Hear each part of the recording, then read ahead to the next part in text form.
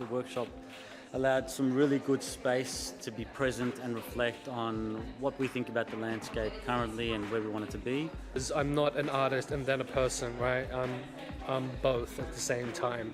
And my art is just an expression of who I am. It's a good time at the moment. I think there's a lot of artists from culturally and linguistically diverse backgrounds who are developing ways to be more inclusive. I'm thinking of organizations like Sweatshop and other organizations as well who are doing the kind of work at the local community levels and also advocating better at higher levels and to organizations like Australia Council. I've also been lucky to work in an environment where we're fighting for equality, we're fighting for diversity, and so it's a given that this is something we talk about, this is something we promote, this is something we advocate for.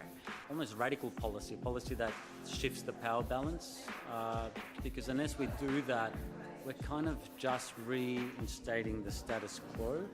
2050, what do I want to see? I want to see First Nations-led leadership in all levels of society. We just need to fight for equality in every strata of society and in every way, and aim for a borderless world. In 2050, a child of any colour, any appearance, any cultural heritage can turn on the telly in Australia and see themselves represented not only in the media but in terms of the different stories that are told, so they can imagine a future for themselves that isn't limited by what they look like. To me, an ideal art scene in 2050 would be an art scene that recognizes value and beauty and excellence in art that is totally different from the Western canon, but it's art and it's amazing, and yeah, just art for art's sake.